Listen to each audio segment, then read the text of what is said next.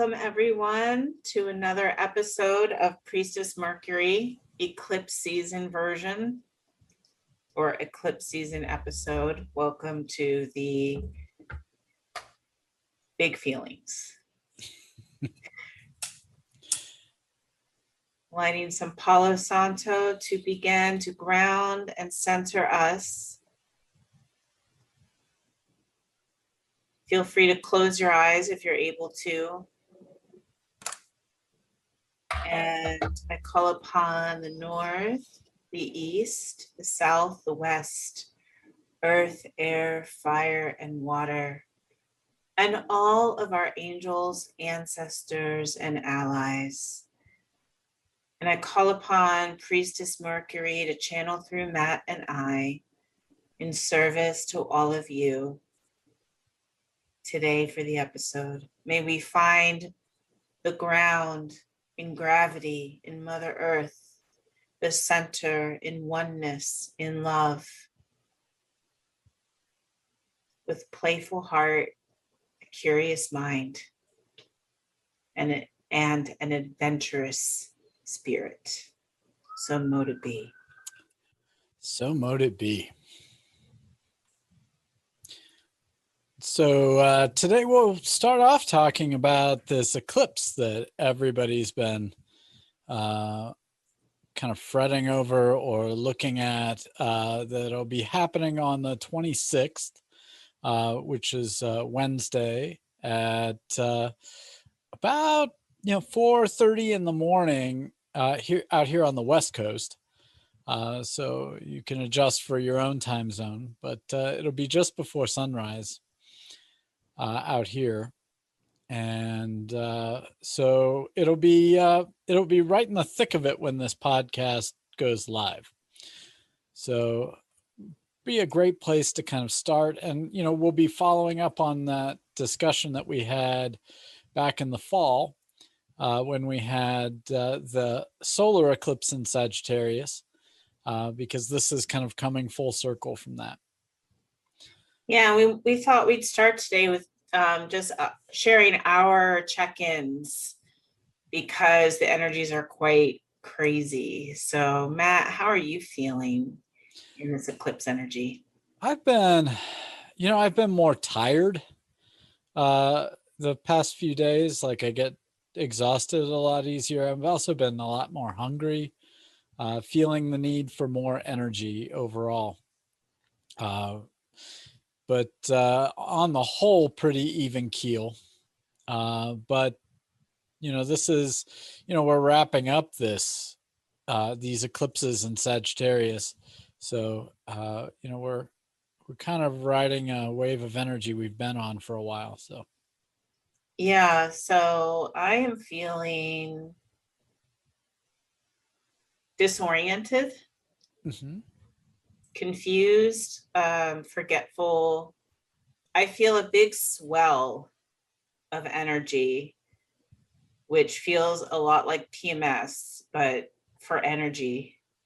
It kind of, like when I say that out loud, feels to me like Earth or wherever we are, this realm is like about to menstruate, is about to release.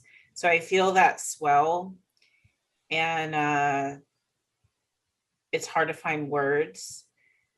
Up until this morning, I have felt like this funnel of energy, like the timelines are all like Dorothy's tornado, like the tornado's here and everything's swept up in it, all the timelines, all the potentialities, the collective. Where we land is going to be up to the critical mass, whichever timeline we land in, and that this eclipse to me feels like an opportunity to really choose the timeline that's best for everyone, for the collective, which I call the pearl, which is the one where we really kick out the bullies and create an age of light and peace and harmony, slowly, incrementally. And so this eclipse feels like this opportunity to land in a timeline that's going to bring more of that inner truth, which is Sagittarius, eclipse, full moon Sagittarius, more of that inner truth. Because Sagittarius is inner truth. So I am feeling, I guess, the way one might feel before a competition, if you're about to be in a competition and you really want to win. I feel nervous and expectant, and I want us to win. I want love to win. So I think I feel pretty attached. Yeah. And it feels like the disorientation is just because everything's shifting. The energies are shifting. And it's like really this opportunity collectively and in our personal lives to choose the reality that most reflects our inner truth. Mm-hmm. Yeah, I mean, that's really the vital thing with Sagittarius, is tapping into your own wisdom, your own truth, the true self, and relying on that and letting go of all the expectations that other people try to get you to take on for them. And so it's important to know where you are in all of it. Yeah, to find your truth. And in the light of Sag, your truth, right? And avoiding, acknowledging, but not going into the shadow of Sag, which would be that righteous, I'm right, you're wrong energy. Yeah. But more, this is my inner truth. What's your inner truth? Right. And it's especially important because this lunar eclipse is squaring Jupiter in Pisces. So Jupiter rules Sagittarius as well. So there's kind of a pressure being put on standing in your own truth, in a sense, because the ruler of that house is getting a big challenge to stand on its own. Yeah, the square is a challenge, a crisis, or call to action that feels crisisy. And Jupiter's old ruler is Pisces. I mean, right?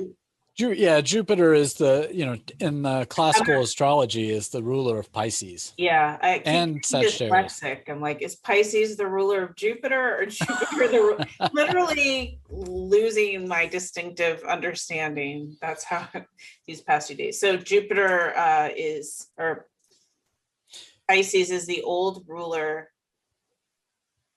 Who rules who, Matt? I'm getting dyslexic. Save me from embarrassment. Jupiter rules Pisces and Sagittarius. So the planet rules the sign.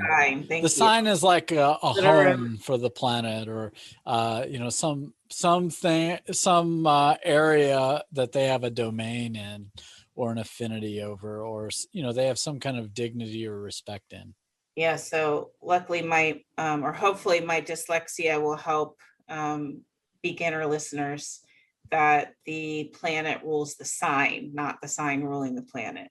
So Jupiter is the old, I am in la la land, because I say that, I go, so Jupiter is the ruler of Pisces, and I'm like, that's backwards, but it's not. No. I think I am flipped inside out currently. Well, that's all those timelines conflating. So yeah. So maybe this is a good time. So just real quick, that square to Jupiter and Pisces, the square is that call to action that can feel quite crisisy. We'll also be talking, not right in this moment, about more Pisces Neptune energy. Neptune's the new ruler of Pisces, and to really just bring that Pisces energy, Neptune energy to a distinct point. It's, all is one. Mm-hmm. We are all one.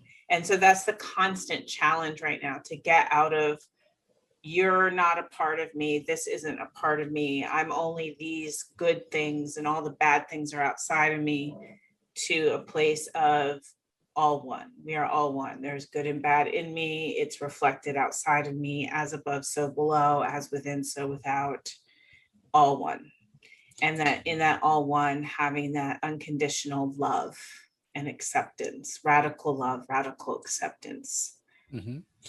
Yeah, it's that zoomed out perspective in which we recognize our part of the whole. Like we aren't separate from, even though our experience seems as though we're separate from everything. We're really not. We're only seeing like one slice of the reality pie, And it's, one layer of it. yeah, from the ego, which we want to honor too, that from the ego, or the conscious personality that forms in the brain through our developmental upbringing, that's the ego. And we need to honor that part. That part sees us as individuals separate from each other. Mm-hmm. And then it's both and when you go deeper and underneath the outer layer, we are all connected, and we are, in fact, we're all one, that we are all fragments of the whole, that we are all holographs of the whole. We're all, the microcosm contains the macrocosm, turtles all the way up, turtles all the way down. This is the teaching of Pisces. Mm-hmm. So that's the big challenge in many different ways right now.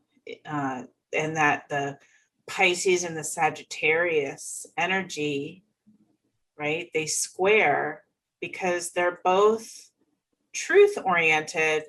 Sag is more about the mind and beliefs and that inner truth. And Pisces is more about the heart or the soul, the spirit, and that inner truth. So those two being really big right now inside of us, wanting to have that chafy conversation, that difficult conversation where the Sag part of us wants to be like, my belief is right, their belief is wrong, and we need to argue or war or fight about this. And Pisces says, all beliefs have their place. It's not about right or wrong. Mm-hmm. See that they are a part of you and you are a part of them, and that we're all connected. Yeah, Pisces calls us to think about where everything is going, that we're a part of that, and there's a need to adjust to it, to not always push against all the time. Sometimes that's necessary to establish a sense of self.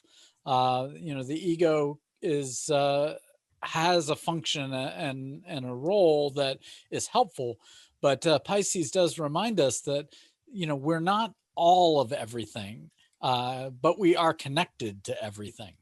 Yeah, and that it's the both and, that we are supposed to be individuals. Mm-hmm. We have individual true selves. We're supposed to be snowflake, fingerprint, unique expressions. We're supposed to be. That's the point of being here. Because if we were supposed to just be all one globular mass, we'd just be back in the nebula. Like, we are supposed to have distinct, differentiated experiences. So the big thing that Sag in its shadow always wants to do, which we see so rampant, epic vocabulary is evading me anyway.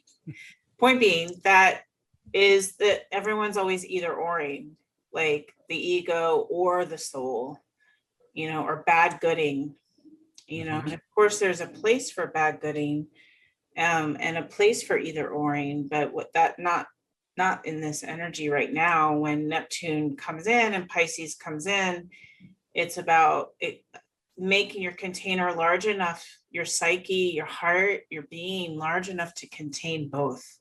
Mm-hmm.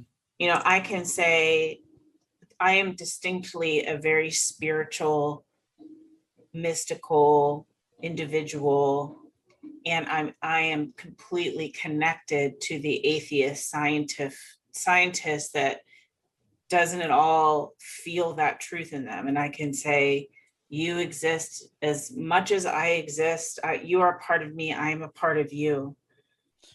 Right. And in a sense that your experience, when you're talking to the other, is like, your experience is valid too.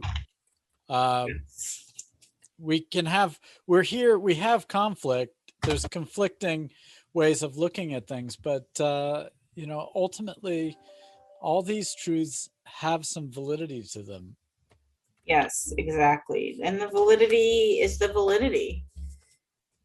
So I feel like this is a good time to just kind of pull 3 cards for this eclipse. So the eclipses are portals, they're activation points. Dorothy's tornado, there's big change. Last year, the Gemini solar eclipse was activated by George Floyd. And we see how that brought a big awakening. So I felt like it would be good to pull, and not to fortune tell per se, but just to get the archetypal energy of what this, for the collective, what this Sagittarius full moon lunar eclipse is initiating, activating. So I'm going to pull 3 cards right now.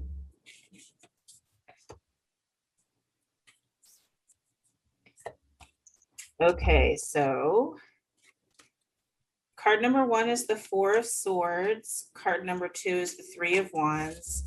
Card number 4 is the 9 of Wands. No major arcana. So for those watching, here's what you hold those up. I mean, and for those who are listening, you know, the 4 of Swords has a woman kind of resting like in a womb in a nest. Is that the 2 of Wands there in the middle? 3 of Wands. 3 of Wands. Okay. Has a woman with standing between 2 torches and with a surfboard kind of looking out at the waves. And then is that the 9? 9 of Wands. 9 of Wands has a woman standing guard in front of, with 1 wand in front of 8 other wands. Yeah, so essentially we have 2 wands and a sword. So that would refer to the mind and the will. Sagittarius is very mind will, actually. Yeah, and Gemini is very sword, and that's where the sun is. That's the sun's in Gemini. And 4 of Swords, which completely speaks to the energy, is about sacred solitude. It's only in sacred solitude, not distractive solitude, that we connect to our inner truth. When you spend sacred time alone in reflection, you can begin to get a sense and begin to reflect and feel what your inner truth is. You know, and then the 3 of Wands in this deck, she's looking out. Like the 3 of Wands is very much like, look how far you've come. You've done a great job so far. And now look ahead and feel good about where you're going. That's essentially the message of the 3 of Wands. Like, humans, you're doing a good job. You're waking up. There's a lot of injustices and hurtful things to react to, and you're also waking up. You're doing a good job. Yeah, the kind of catchphrase I often use with the 3 of Wands is your ship's coming in. And in the Rider-Waite-Smith deck, it has a character looking out at the ships that are coming in. It's like you've arranged all of this and it's coming to you. And from like a healing death perspective, that ship coming in energy would be like the healing energy of, it's really important to stay positive right now and know that you've put in a lot of effort and your efforts are not lost on you.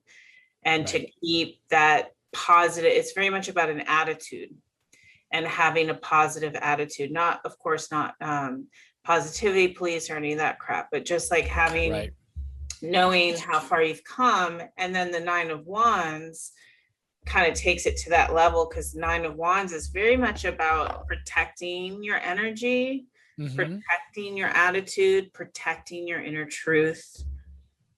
So there's that sense of whatever this eclipse is going to look like, there might be a lot of conflict, there might be a lot of some hurt, but essentially the energy, because it's lunar, so it might be speaking more to Right. our psyches than when we get to the solar Gemini coming up June 10th, I think that might uh, present more externally as an event, but this feels almost like it's getting us centered in our Hmm. psyches. Yeah, because sometimes like resting in that surety that what you've put out there is coming back to you in a good way, sometimes does require standing up and uh, putting up a defense and saying, no, I'm not going to be swayed by the doubts and the negative. And in here, it's like, we're not talking like the positivity police where we don't want to hear anything uncomfortable.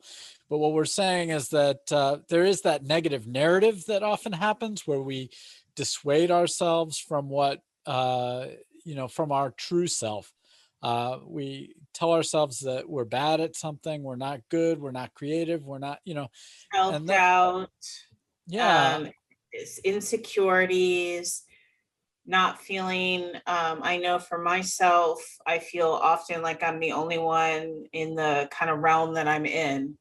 So it can feel like, oh, is it true if there's no one else around me validating this? So all these kind of things, and that defending yourself or protection can look like many things too. It can be very quiet. It can be wearing your protection bag, your protection stones. I know for myself, protection for me is always saging and morning invocation. I need to do my yoga practice to protect my energy. Like the way that energy can leak in, negative energies can leak in within me or from the outside, has everything to do with how I care for myself. And when I'm truly tending to myself, like a garden with proper hydration, food, nutrition, evocation practices, then I don't have any hole. Like there's no leaks. There's no right. like subconscious ways for things to get in. And it's so easy to forget those things. Like Hmm. it's so easy at the end of my workday with clients to forget to sage and say thank you to everyone and close the energy. And if I don't do that, how it can be so easy for me to just, because I've taken in so much energy, to just like not know what's mine or someone else's. And Right. it's like such a metaphor for what lives in everyone in your own specific way. Like what's yours, what's somebody else's, what is ancestral, Hmm. like whose energy is this? Whose Right. feeling is this? Yeah, because that Four of Swords is about, in some ways, it's about setting self boundaries. Like, what am I going to not, I'm going to set boundaries even for myself. Whether it's keeping my practices where I'm going to get recharged, or whether it's, I know I need 15 minutes of solitude, or I Yeah, need the solitude meditation. the solitude is really what it speaks of as the boundaries, very specifically in that Four of Hmm. Swords. That if you don't give yourself, and so many people don't, you just go from one relationship to the next all day, all night, tasking, caretaking, busy, busy. And what a difference it makes if you can take 5 minutes, 10 minutes, Right. quiet, sacred reflection. And that's where something like meditation really helps, because the meditation helps you to shut off the ego for a little bit, to allow a space where you can be comfortable with who you are, and not have all the judgments creep in, and not get Or, attached to them. or they do creep. I mean, when you're meditating, it's like building a muscle of being able to witness all the Right. insecurities and doubts and thoughts without living in them, which is the power of meditation. And let's be honest, most people won't and don't meditate. And if you can't get there yet, just to like stare out the window, just to quietly reflect, like find your edge and don't make your edge too far away that you can't achieve it. If you know that you suck at meditating, Hmm. just try staring out the window for 5 minutes. I mean, start small.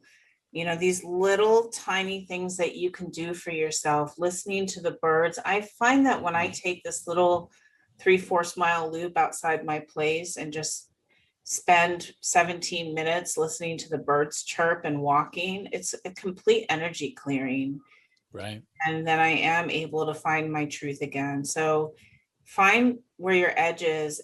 Of course, a meditation and a yoga practice or a Tai Chi or Qigong practice are, super advanced level for any human. And if you can't get there, find the next best thing and know that it's all fruitful. It's Yeah. all super fruitful. Yeah.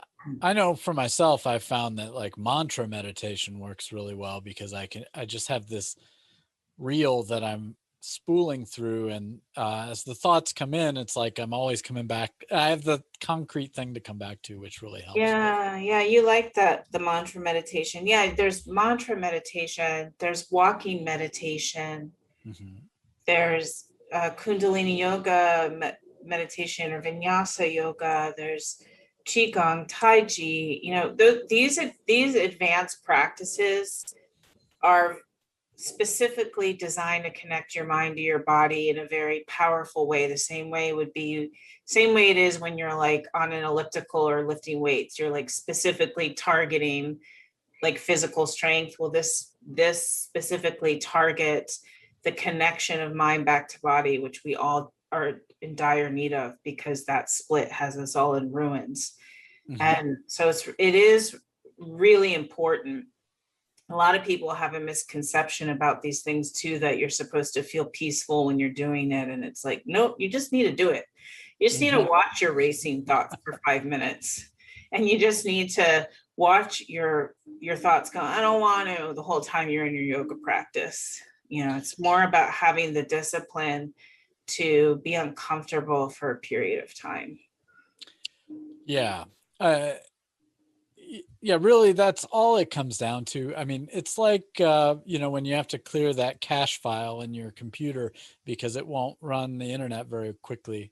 It's the same thing that's happening in meditation. The thoughts are going to come in. That's normal. If you're doing that, by the way, they'll come in. It's a practice of not attaching to them. And that takes practice. So. Well, and it might be like that your whole life. Another thing to demystify is it's building the muscle of having space between you and your thoughts. That's it. Mm-hmm. Yep. Because when you can name it, when you can say, I feel very angry, and there's a narrative going on that I'm the victim here or whatever it is. If you can name it, you have space. And if you have space, you have choice. And if you have choice, you're the creator and sovereign over your own self. Mm-hmm. If you can't name it, you're living inside of it, thinking that that's who you are and what it is, and you have no choice. And you are at the whim of the gods or at the whim of fate or at the whim of what's happening to you. So it is really, really, for anyone who keeps saying they're going to do it and puts it off another day, maybe today will be the day that we inspire the start of your practice. Because these cards are definitely saying that this lunar eclipse is like everyone needs it. It's like I just had an image of a boxing fight, and it's like going back into your corner. Like we all need to go back into our corners right now and really feel the truth. Really feel what your inner truth is, and whether that's in a personal way of, and you can look in your chart and see where Sagittarius is, whether it's personal or career or like yourself or your healing, to really take that time to care and tend and cultivate your inner truth, your precious inner truth. Mm-hmm. And also it fits right in with Mercury going retrograde in Gemini. Fits in perfectly. Right. And that's happening right on the heels of this eclipse. So on Saturday here in the US, Mercury is going to come to a stop and go backwards, or at least appear to, in the sky. And, this happens like 3 or 4 times a year. Part of the normal Mercury cycle. I know everyone makes it out to be like the apocalypse every time Mercury's in retrograde, but it happens pretty frequently. But this time it is a little bit special because Mercury is going to station and turn backwards at the same place that kind of following the same path that Venus took in the retrograde cycle last May and June, when we had a collective like reevaluation of our values. Like, what are we, what are we going to value about, for instance, like how people are being policed in the country was a big theme that came up last year. And, Mercury is going to be going back through there and kind of taking notes. Yeah, and just to stop and talk about Venus for a second, that we were talking last night, remember, about wanting to remind everyone or inform everyone who doesn't know that a lot of talk about Venus is centered around the Aphrodite aspects, like, lust and attraction and beauty. But Venus at the core is more about your values. It's really what your values, and your values come from love. They just do. Values are love. So Venus is really about your values. And last year when Venus retrograded in Gemini, that's now reflecting this Mercury in Gemini. Gemini is the mind and communications. How are you communicating your values? What are your values? With the Mercury retrograde happening now, it's like, how am I communicating my values? And with the Venus retrograde that happened the same time last year, it was like, what are my values? And so that's like the big theme, and that is connecting to that Mercury is conjuncting. It's conjunct Venus. It's conjuncting Venus and squaring Neptune. Which Matt and I were hashing that out and talking about. So you can see Venus and Neptune as these two goddesses. Neptune is the higher goddess, the spiritual goddess. Venus is like the human goddess, the goddess in you, the feminine goddess, whether you're female, male, non-binary, however you identify. The feminine goddess in the human is Venus. The spiritual, celestial oneness of all is Neptune.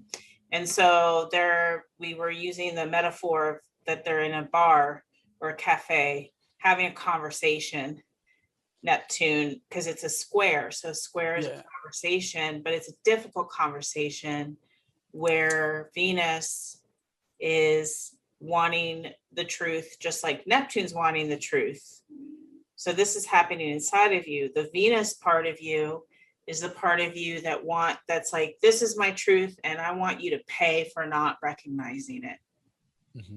Or however the lower vibration of the goddess lives in you. Some people, it's like, retribution or revenge. Some people, it's like withholding, like, help me out here, Matt. Yeah, well, I mean, one of the things that, in terms of our values, and probably the better way to think about Venus there in the lower mind is fairness. Or lower heart.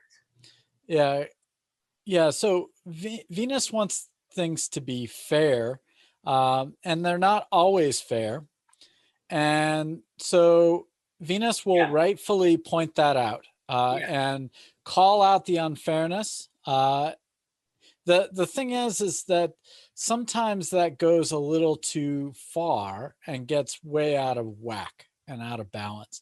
So we can, instead of wanting the unfairness of the situation corrected, sometimes we do feel like it would appease us more if the person or the group or whatever that did us wrong were punitively dealt with, so that there's a kind of punishment, or that there's an eye for an eye kind of mentality.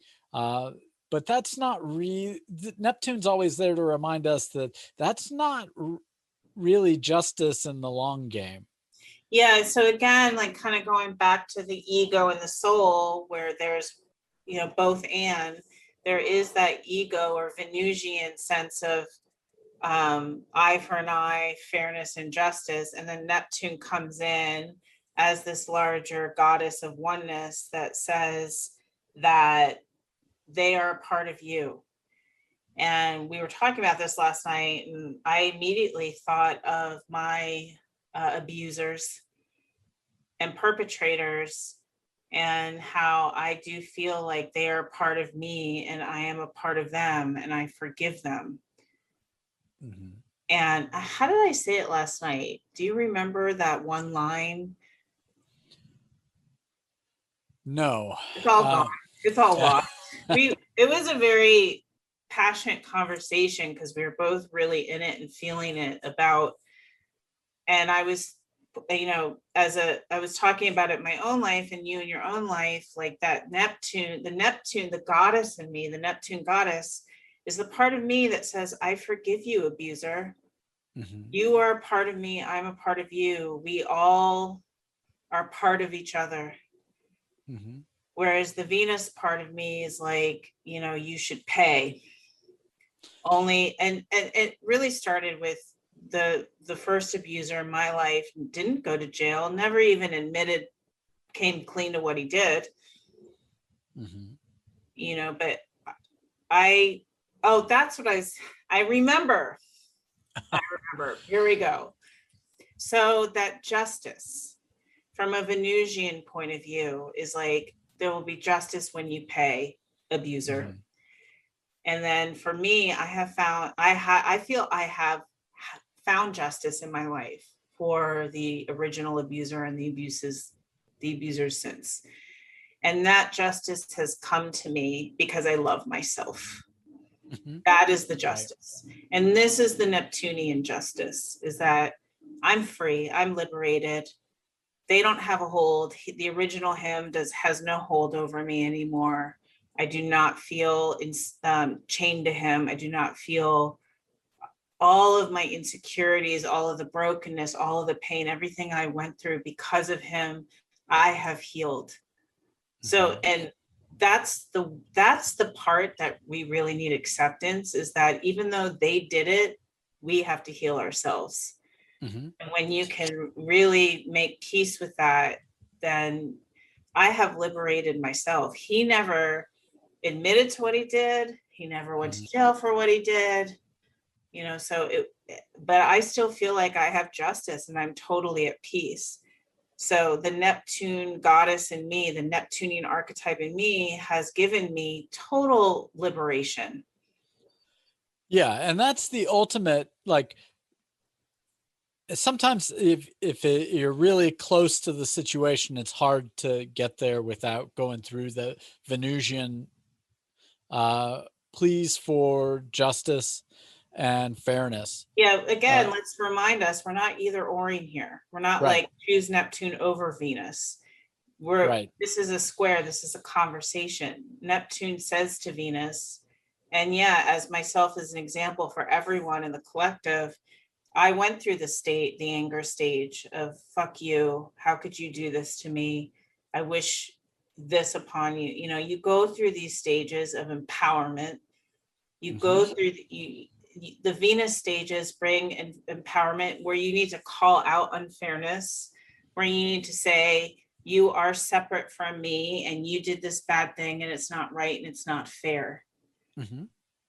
And then that gives you a certain healing. That gives you a certain, it's empowerment, the healing of empowerment. And then once you have empowerment, that's when Neptune can come in more. Mm-hmm. It's like this whole awareness we have these last chunky years about bypassing, mm-hmm. and how you cannot bypass, you cannot skip steps. that you can't go right to forgiveness if you don't have empowerment. Although some can, I'm sure. It's like not the same for everyone, but more often than not, empowerment, that third chakra, like having empowerment is really an important Venusian step. Like, hey, you've stomped all over my values. Fuck you. Right. I mean, there is an important thing. I mean, this is why it's a both and kind of thing. Yeah. Because if we didn't point out the injustices, we kind of glossed over those things, then nothing would really ever change, and we keep perpetuating these cycles. So something has to disrupt that, and part of that is the self-empowerment to call out and say, hey, this isn't balanced. This isn't right. This isn't fair. This isn't fair. This isn't right. Yeah. And then Neptune can come in after that's been named. Mm-hmm. And not just named, but talked about, and, meeting with other people getting together in numbers and saying, this isn't right. Mm-hmm. And I think we're very much collectively in that phase right now, too, of the empowerment phase of healing. And Neptune is still this kind of, I think still people might see Neptune as bypassing or somehow a negative thing or a privileged thing. Right. That type of thing. It can have that energy of escapism where we do try to just jump straight to, okay, well, it's all one, so I'm not going to do anything. Mm-hmm. But that's not really what Neptune is calling us to. Neptune is calling us to bring that that Venusian kind of calling out of the push towards fairness, to kind of bring that and move it's a collective kind of thing. Like we're trying to move the collective and get real things to shift and change, and ultimately that's what sorry, I'm going to interrupt because the escaping of Neptune isn't just escaping in a oneness. It's like you can say, oh, we're all one. Before my empowerment, I would go right to that seventh chakra, we're all one, and I was stuffing all of the Venus anger down, and it was shadowing it. So that's the bypassing. Escaping can be bypassing. Bypassing can be escaping as well. Like you can't skip the step. Right. Well, I mean, it's like the whole all lives matter, which ultimately is true. But when we're calling out what's happening to Black lives, that's important. And it's important to recognize that. The empowerment stage in all of its distinctions is important. Whatever distinction is taking place, Black lives, and in your personal life, if you've been raped, sexually assaulted, or whatever injustice you've gone through, like to distinctly call out and the wrongness and find that empowerment. And that empowerment stage does require the group. It really does, that you're with other people the same in that distinction for a period of time, that you don't want to, you can't just bypass and be like, we're all the same, like and this is the understanding that everything's in motion and everything. It's like you're not going to stay there forever and be like, only my group of people that have been sexually abused, or only my group of people that struggled with poverty, or only my group, Black people only, or Asian people only. Like it's not like you're supposed to stay there forever and exclude everyone else. Right. But there's just a period of time where that is healing, because you're not alone. And you don't have to emotionally labor with people who aren't in your distinct group and explain to them how it feels. Oh my God, I have a personal example for this, just real quick, that I grew up most of my life really overweight, obese for many years. I can't tell you how many of my thin friends tried to tell me that size doesn't matter. Did I want to punch them in the face? Absolutely. if I was in a room with other people who have faced fat shaming and that whole body issue, which is very real, they get it. Mm-hmm. And how healing, I mean, I never did that, but how healing that would be if I would have been in a room with other people and we could just be like, you know what? Oh yeah, and this and that, and just be able to talk about it and have that understanding. That is healing. And only when you are in the group that is marginalized or abused, the distinct group, can you understand it. So that's why I'm speaking of my personal things. I don't want to speak for Black lives. I am not a Black woman. I can speak for a woman. I can speak for obesity and body stuff. Like, I'm only going to speak about what I've experienced, because otherwise you're taking that seat of, you don't know what you're talking about. You can understand it conceptually and give allyship, empathy, and compassion. But these like subgroups and the empowerment stage is a stage, and that's that healing. And then when you get to a point where you do become healed and empowered, and then that's where you can move into the more Neptunian level of things.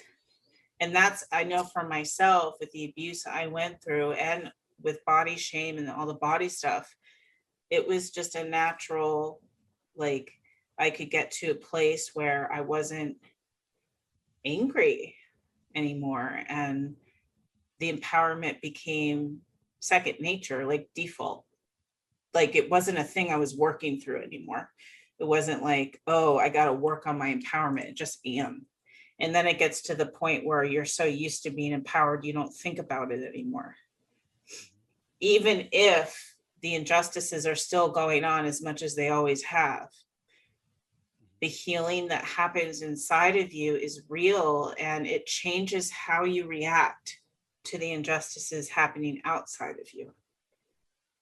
And that's where that's like kind of moving up the chakras, where I moved up to Neptune, and where you can move up to Neptune and find forgiveness, acceptance, and like be able to say, you know, you're a part of me and I'm a part of you. And I know that's, for most people, a pretty tall order to feel into that oneness. Like, for most people, that's just going to be a concept, you know, like a spiritual concept.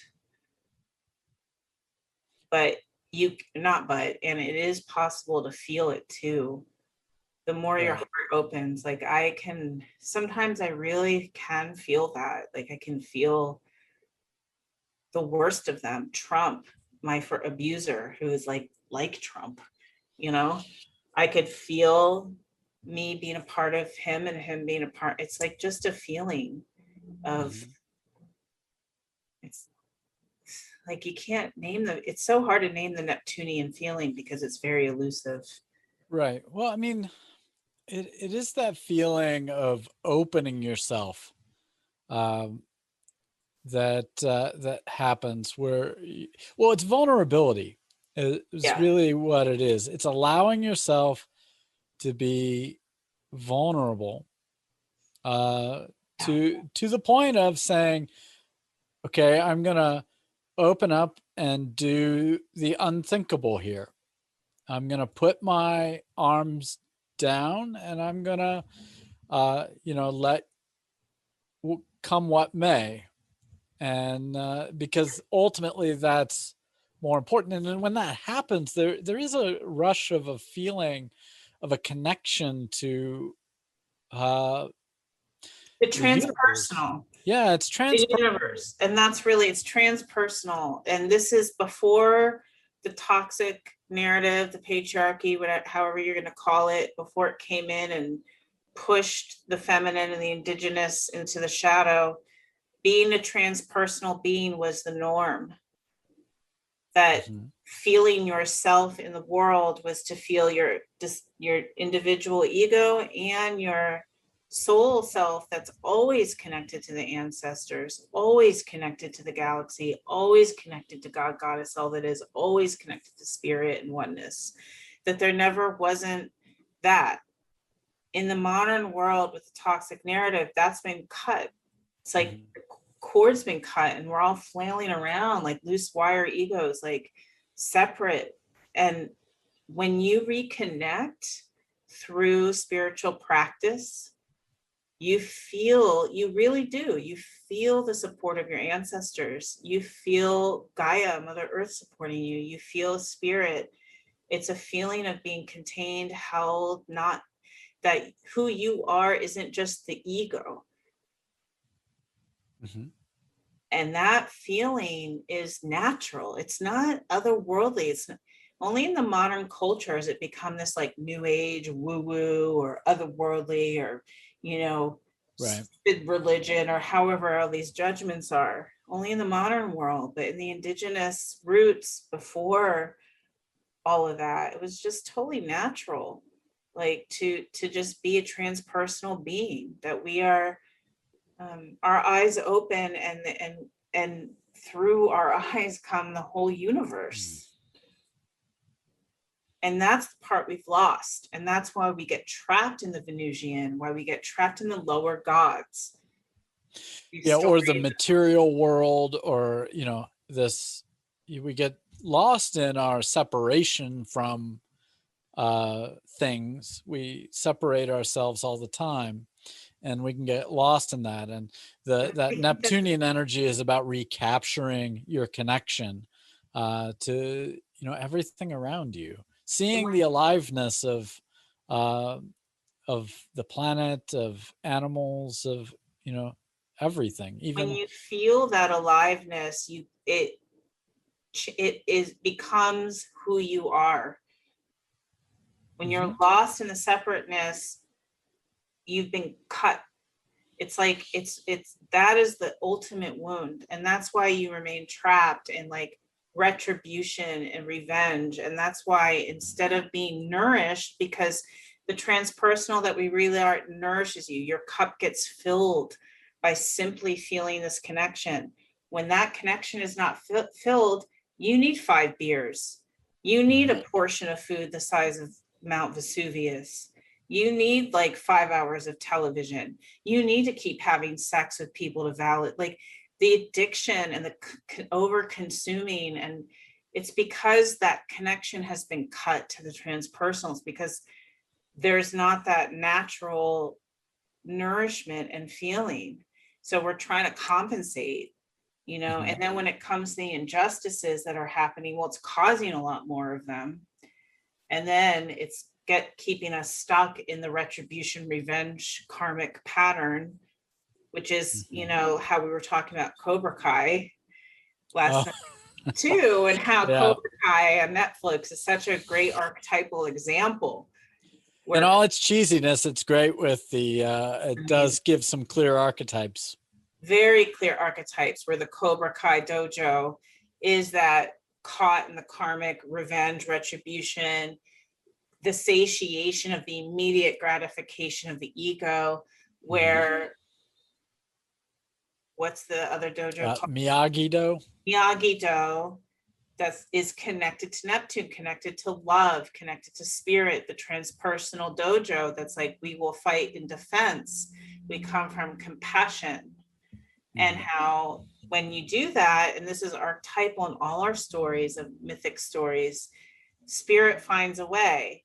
Daniel finds a way to keep his car business going. Like the whole universe conspires to start moving things along. And that doesn't mean that injustices won't occur. I mean, Tibet Mhm. was demolished. Like the worst injustices happen to the most light, because that's the universe. The universe is dark and light. The bully is always going to enter the universe from nowhere and just ruin everything. That's Right. it's going to happen forever. And Well, then we have to respond to it. that's that Neptunian lesson, and it's something that uh, in that old biblical proverb about Job, that Jung wrote about it. Yeah. But the bully is part of it. It's part of all of what we're experiencing, and uh, you know the the nice thing about that parable is that God and the devil weren't really all that different. Well, Uh, that's because right back to the oneness, right? The God is in the mhm, devil, the devil's in the God, and that there is always going to be the bully and there's always going to be the devil. And then it right. calls upon it's, and this is where we're saying it's like the Bhagavad Gita, where Hmm. Arjuna is a peaceful man who doesn't want to fight, and Krishna, the God appearing, is like, yeah, you got to fight, Yeah. which is I mean, just that's an like how it is archetype. in Cobra Kai. Yeah, we see it in a lot of these kind of narratives. I mean, we do on the whole, we do tend to retell the same stories over and over again, and that Well, is, that's when you're stuck in Venus, right? yeah. Same Well, karmic story over and over again is when Neptune or the oh, other dojo is in I'm Venus. talking culturally. We retell these stories. They become kind of archetypal and mythic, and one of them is the, Oh, learning the right. need to uh, not get bowled over by everything and to stand up for what's right, to a degree, without getting caught up in Well, right and wrong being a super rigid. Uh, that's the thing, that Venus Neptune square, the two goddesses in the bar where Mercury is conjuncting, he's coming along, he's the messenger. Mercury's recording this conversation, right? And so this is like looking into our own psyche at the Venus Neptune, because Mahag, what's the freaking dojo's name? I cannot, Miyagi-Do. I'm so frustrated with myself. Miyagi-Do and Cobra Kai would be a perfect example of the Neptune Venus square, because they're fighting. It's like they're fighting the bully. That's Venus. They're saying, bully, you're wrong. We're going to stand up and fight. That's Venus. But they're also Neptune, because they're like, we're only fighting in defense and we're coming from a place of love and compassion.